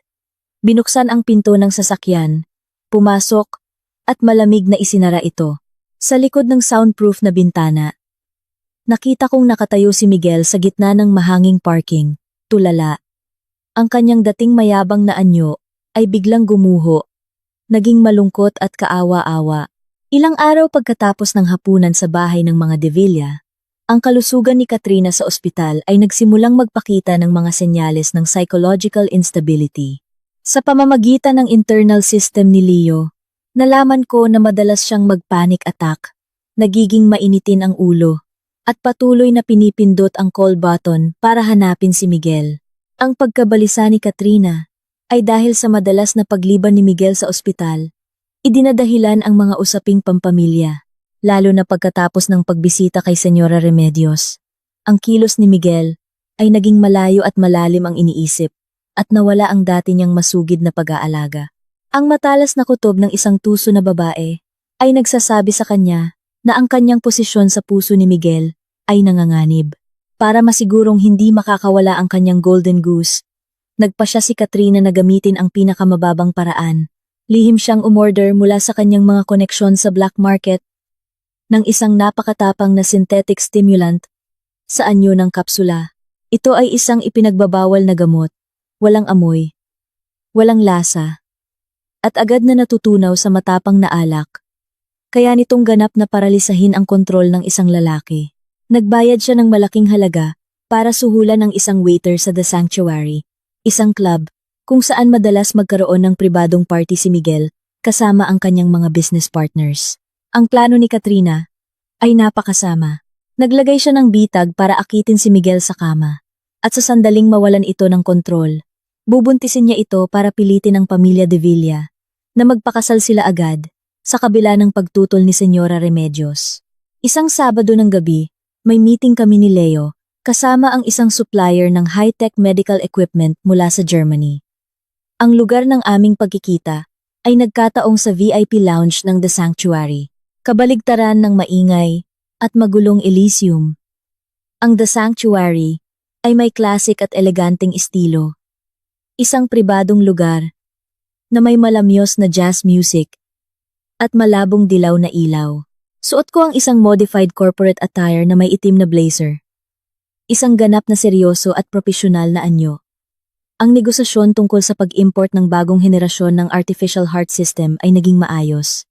Nang sandaling lumabas ang aming German partner para sagutin ang isang tawag, nag-unat din si Leo at nagpaalam na mag-CR muna. Tumango ako at naiwang mag-isa sa glass table. Uminom ng tubig at walang interes na sumulyap sa bar. Sa bar na kumikinang sa ilalim ng mga neon lights, isang kahina-hinalang waiter ang nakakuha ng aking atensyon. Suot niya ang uniforme ng club na may pulang vest, at patuloy na sumusulyap sa paligid na may kaba. Sa kanyang tray, may isang baso ng makalan na kulay amber. Nang masigurong walang nakatingin, mabilis niyang kinuha ang isang napakaliit na kapsula mula sa bulsa ng kanyang vest. Binasag ng kanyang dalawang daliri ang kapsula at inilagay ang puting pulbos sa loob nito sa mamahaling baso ng alak. Mabilis na nag-anyong maliliit na bula ang pulbos at ganap na natunaw sa alak, walang iniwang bakas ng kulay o lasa. Bilang isang surgeon na may sistematikong pagsasanay sa pharmacology, agad kong nakilala ang mekanismo ng gamot. Iyon ay isang ipinagbabawal na central nervous system stimulant. Kapag isinama sa mataas na konsentrasyon ng alak, agad nitong sisirain ang blood-brain barrier at pipilitin ang katawan na maglabas ng napakaraming physiological hormones na magiging sanhi ng ganap na pagkawala ng kontrol ng biktima. Kumunot ang aking noo, naging alerto ako. Sino ang maglalakas loob na gumawa ng ganitong kababawan sa isang lugar na kasing secure ng The Sanctuary? Sinundan ng aking mga mata ang bawat galaw ng waiter. Dala ang tray na may baso ng alak na may lason. Dumiretso siya sa isang pribadong glass room sa pinakasulok na bahagi ng club. Nang bahagyan niyang itinulak ang pinto, tumagos ang ilaw mula sa chandelier at malinaw kong nakita ang mga taong nakaupo sa loob. Sa gitna ng sofa, kitang-kita ang pamilyar na malaking silweta ni Miguel.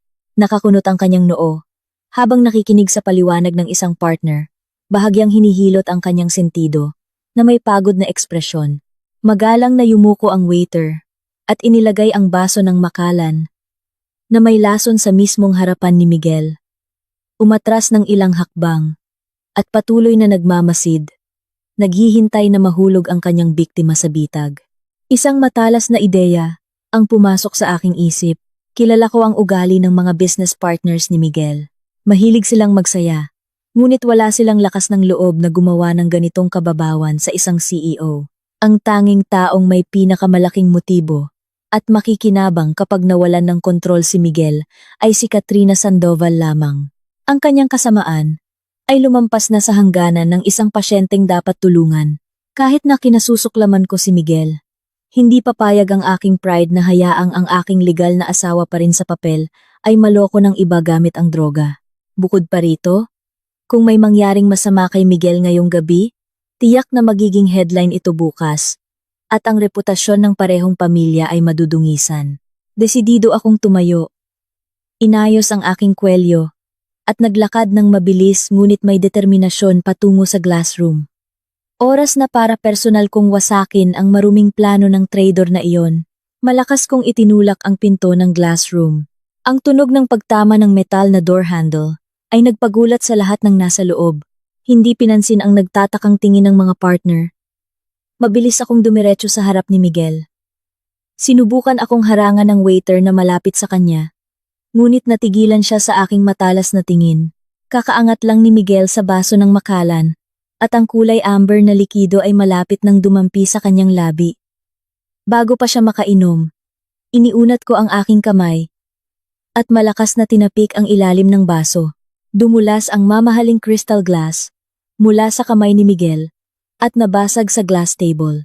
Ang likidong may halong ipinagbabawal na gamot ay tumalsik sa lahat ng dako, binabasa ang isang malaking bahagi ng Turkish wool carpet. Ang matapang na amoy ng alak ay humalo sa kakaibang pabango ng The Sanctuary.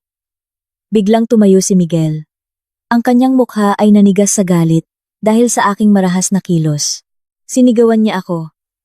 Tinatanong kung anong kabaliwan ang ginagawa ko sa isang business meeting. Hindi ako nagpaliwanag ng mahaba. Kinuha ko lang ang isang basag na piraso ng salamin na may bakas ng transparent na likido. Umatras ako at itinaas ang piraso ng salamin sa harap ng nanginginig na waiter. Malamig ko siyang tinanong kung anong lason ang inilagay niya sa basong iyon. Sa aking matigas na tanong, napaupo sa sahig ang waiter. Namutla at hindi makapagsalita. Ang reaksyon ng waiter, ang pinakamalinaw na ebidensya. Sapat na ang talino ni Miguel para maintindihan ang sitwasyon. Ang kanyang galit ay agad na nabaling sa taksil na empleyado. Sinensyasan niya ang kanyang personal bodyguard sa labas ng pinto para agad na dalhin ang waiter sa isang security area para imbestigahan. Ang mga dayuhang partner, nang makitang naging komplikado ang sitwasyon, ay nagmamadaling nagpaalam at sinabing sa ibang araw na lang mag-usap. Ngayon, kami na lang ni Miguel ang naiwan sa kwarto. Tiningnan niya ako nang may mga matang puno ng komplikadong emosyon. Aamin sana siya ng pasasalamat, ngunit biglang nahilo at hindi na nakapagsalita. Kahit na natapon ko ang alak, nakainom na pala si Miguel ng kaunti. Para sa isang napakatapang na stimulant mula sa black market, sapat na ang isang patak para sirain ang lahat ng depensa ng katawan. Agad na namula ang mukha ni Miguel, at ang kanyang hininga ay naging mabigat at magaspang. Ang kanyang dalawang kamay ay mahigpit na nakahawak sa gilid ng glass table, at lumitaw ang mga ugat. Ang kanyang mga mata ay nawalan ng dati nitong talas. Naging malabo at mabangis. Ang kanyang malaking katawan ay tila matutumba. Naramdaman kong hindi maganda ang sitwasyon at agad na lumapit para alalayan siya. Ang init na nagmumula sa balat ni Miguel ay parang horno. Inakbayan ko siya para suportahan ang kanyang mabigat na katawan. Nagpasya akong kailangan kong ilabas agad si Miguel sa magulong lugar na ito. Kung makikita ng ibang tao ang isang CEO na wala sa kontrol, hindi ko maisip ang kahihinatnan. Kinuha ko ang aking telepono at nagpadala ng maikling text kay Leo na mayroon akong emergency na kailangang asikasuhin. Pagkatapos, inalalayan ko si Miguel patungo sa pribadong pinto sa likuran. Ang pinto na iyon ay direktang konektado sa basement parking. Ang distansya mula sa elevator hanggang sa may back ay parang walang katapusan. Habang lumalakas ang epekto ng gamot, tuluyang nasunog ang natitirang katinuan ni Miguel. Hindi na niya namamalayan ang kanyang paligid. Sa ilalim ng malabong ilaw ng basement, bigla siyang lumingon at idiniin ako sa isang malamig na konkretong poste. Ang lakas ng isang lalaking wala sa katinuan ay higit pa sa aking kayang labanan. Isinubsob niya ang kanyang mukha sa aking leeg. Desperadong sinisinghot ang aking amoy na may halong fabric softener at bahagyang amoy ng disinfectant. Ito ang amoy na nakasanayan niya sa loob ng 3 taon naming pagsasama. Ang amoy na iyon ay nagsilbing pangalawang pampasigla, na tuluyang pumutol sa huling hibla ng kanyang pagpipigil. Umungol si Miguel sa isang paos na boses, at marahas na sinakop ang aking mga labi. Ito ay isang halik, na puno ng likas, at magaspang na pag-aangkin. Pumiglas ako ng husto. Itinutulak ng buong lakas ang kanyang matigas na dibdib. Ngunit ang aking paglaban ay parang pagsubok na basagin ng pader. Hinawakan ni Miguel ang aking 2 pulso gamit ang isang kamay at idiniin ito sa itaas ng aking ulo. Ang kanyang halik ay lalong lumalim at naging walang awa. Puno ng mapait na lasa ng alak, isang pakiramdam ng pagkasakal at kawalan ng pag-asa ang bumalot sa akin. Sa gitna ng aming paglalaban, ginamit ko ang lahat ng aking lakas at malakas na kinagat ang kanyang balikat. Ang aking mga ngipin ay bumaon ng malalim sa kanyang laman, at malinaw kong nalasahan ang dugo sa aking bibig. Bahagyang umungol si Miguel sa sakit, ngunit sa halip na bitawan ako, ang sakit ay tila lalo pang nagpasiklab sa kanyang kabangisan. Binuhat niya ako ng biglaan at dinala diretso sa pribadong elevator na nag-uugnay sa The Sanctuary at sa 5-star hotel na nasa iisang gusali. Pagsara ng pinto ng hotel, isang hindi inaasahang gabi ng kabaliwan ang nagsimula. Tinangay ang lahat ng hangganan at puot na namagitan sa amin. Kasabay nito, sa lobby ng The Sanctuary, nagmamadaling pumasok si Katrina. Suot ang isang sombrerong nakababa at salaming pang-araw para itago ang kanyang mukha. Eksakto niyang kinakalkula ang oras para lumitaw at gumanap bilang tagapagligtas. Ngunit nang buksan niya ang pinto ng VIP room, ang tanging nakita niya ay mga basag na salamin at ang kumalat na alak na may gamot sa carpet. Wala si Miguel at walang anumang bakas na nanatili siya sa gusali. Napapadyak sa galit si Katrina. Kinagat ang kanyang labi hanggang sa ito'y halos dumugo. Ang kanyang perpektong plano ay biglang naging bula. Ang matinding sikat ng araw ay tumagos sa siwang ng makapal na kurtina. Nag-iwan ng isang guhit ng dilaw na liwanag sa gusot na kumot. Dahan-dahan kong iminulat ang aking mga mata. Naramdaman ko ang pananakit sa bawat kalamnan ng aking katawan. Ang marangyang tanawin ng hotel suite ay bumungad sa akin.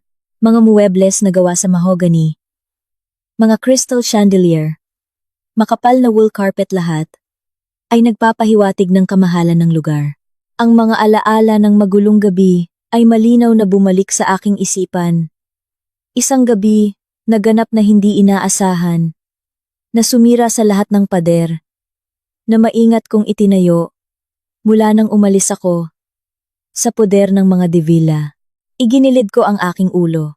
Mahimbing na natutulog si Miguel, ang kanyang anggular na mukha, habang tulog, ay walang bahid ng dati nitong lamig at kayabangan.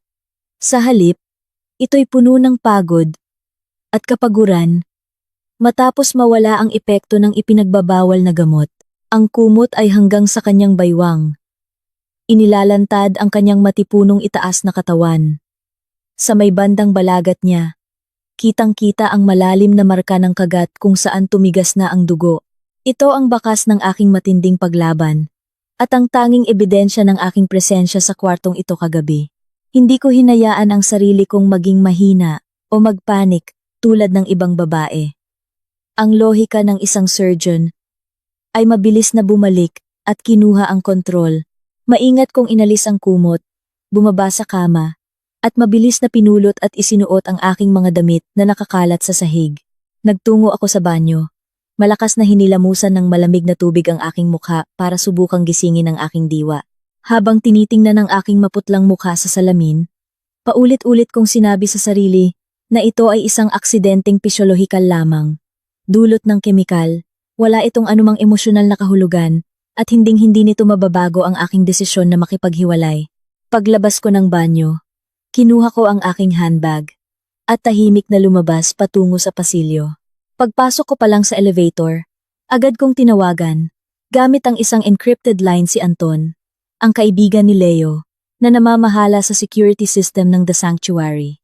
Sa pinakakalmadong boses, hiniling ko kay Anton na gamitin ang kanyang pinakamataas na access para tuluyang burahin ang lahat ng datos mula sa mga kamera sa basement 2 at sa elevator ng hotel mula alas 10 ng gabi hanggang alas 5 ng umaga. Agad na sumunod si Anton sa utos. Isinagawa ang proseso para permanenteng burahin ang datos nang walang posibilidad na ma-recover. Lahat ng bakas ng pag-akyat ko sa hotel kasama si Miguel ay tuluyan nang nabura sa mundong ito. Kalahating oras matapos akong umalis, dahan-dahang nagising si Miguel.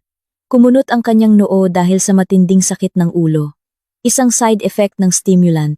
Hinilot niya ang kanyang sentido, sinusubukang pagtagpi-tagpiin ang mga putol-putol na alaala ng nakaraang gabi. Malinaw niyang naaalala ang paglalagay ng laso ng waiter sa kanyang inumin at ang pagligtas sa kanya ni Andrea sa pamamagitan ng pagtapik sa baso. Ngunit ang mga sumunod na pangyayari ay malabo na. Bumangon si Miguel. Dumulas ang kumot, at dumampi ang malamig na hangin mula sa aircon sa kanyang balat. Tiningnan niya ang walang laman na kwarto. Wala nang iba roon. Ang kanyang mga damit ay nakakalat sa sahig. At sa mga gusot ng unan, ay may naiwang mahinang amoy ng pabango ng isang babae. Ang kahungkagan ng lugar ay agad na nagdulot ng matinding kalituhan sa kanyang isipan. Bigla, naramdaman niya ang isang matinding kirot sa kanyang kanang balikat. Yumuko si Miguel para tingnan. Natigilan siya nang makita ang isang malinaw na marka ng kagat na malalim na nakabaon sa kanyang balikat. Ang sugat ay tuyo na, ngunit namumula pa rin at namamaga. Nagmamadali siyang pumasok sa banyo. Tumayo sa harap ng malaking salamin at umikot para mas makita ang sugat. Nang makita niya ang marka ng kagat sa salamin, isang malamig na kaba ang gumapang sa kanyang likuran. Ang pakiramdam sa kanyang balat kagabi ay nagdulot sa kanya ng isang nakakakilabot na pagka-realize. Ang tindi, ang amoy, ang desperadong paglaban, at lalo na ang perpektong pagkakatugma ito, ay ang eksaktong pakiramdam. 3 taon na ang nakalipas. Ang gabing iyon, kung kailan siya nilason ng kanyang karibal sa isang hotel, at naniwalang si Katrina ang babaeng nagligtas sa kanya. Nanlaki ang mga mata ni Miguel. Ang kanyang paghinga ay bumara sa kanyang lalamunan. Sa loob ng 3 taon, naniwala si Miguel na si Katrina ang kanyang tagapagligtas at ang babaeng nakasama niya sa gabing iyon. Ngunit ngayon, ang marka ng kagat na ito ay tila isang susi na nagbukas sa pinto ng katotohanan. Sinimulang balikan ni Miguel ang nakaraan. Naalala niya ang umaga 3 taon na ang nakalipas. Nang magising siya, umiiyak si Katrina sa kanyang tabi. Ngunit ang katawan nito ay walang anumang bakas ng pagod o pakikipaglaban. Higit sa lahat, naalala ni Miguel ang isang napakaliit na detalye. Ang babaeng nakasama niya noong gabing iyon ay may isang maliit at pulang nunal sa bandang balagat, collarbone, at kaninang madaling araw. Bago siya tuluyang magising, nakita niya ang eksaktong nunal na iyon sa babaeng kumagat sa kanyang balikat. Ang matinding pagdududa ay naging isang apoy na lumamon sa kayabangan ni Miguel. Nagmamadali siyang lumabas ng hotel at sumakay sa kanyang Maybach. Tinawagan niya agad ang kanyang sekretarya, si Secretary Reyes. Ipadala mo sa akin ngayon din ang report ng interogasyon sa waiter kagabi. At alamin mo kung nasaan si Andrea Reyes. Pagdating sa VIP room ng ospital, pumasok si Miguel na parang isang bagyo. Si Katrina, na nakaupo sa kama at nagpapanggap na nanghihina, ay agad na lumapit para yakapin siya. Miguel, nasaan ka galing? Buong gabi kitang hinintay. Hindi siya niyakap ni Miguel. Sa halip, malamig siyang tumingin kay Katrina. Sa isang biglaang kilos, bahagyang hinila ni Miguel ang kwelyo ng hospital gown ni Katrina para tignan ang balagat nito. Puting-puti, at makinis ang balat ni Katrina. Walang pulang nunal. Miguel, anong ginagawa mo? Eksaktong tumunog ang telepono ni Miguel.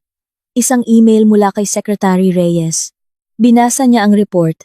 Ang waiter ay umamin na si Katrina Sandoval ang nag-utos na lagyan ng droga ang inumin ni Miguel para akitin ito sa kama at pilitin ang kasal.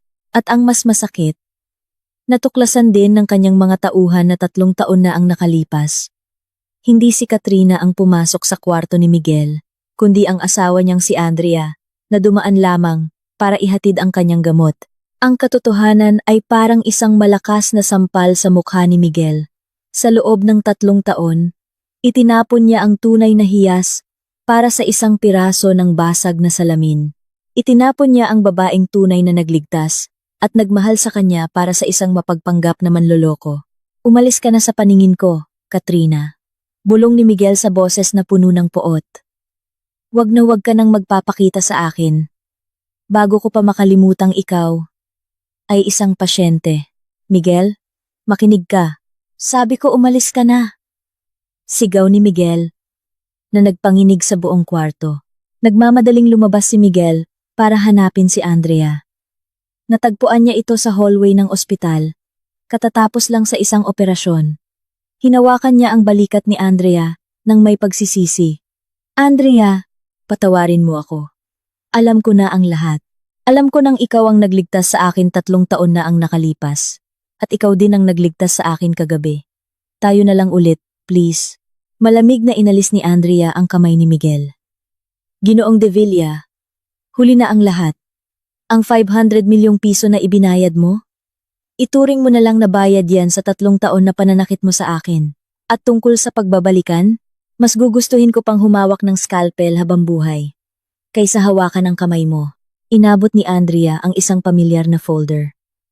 Kita tayo sa family court sa Lunes. 9:00 ng umaga. Huwag kang may late.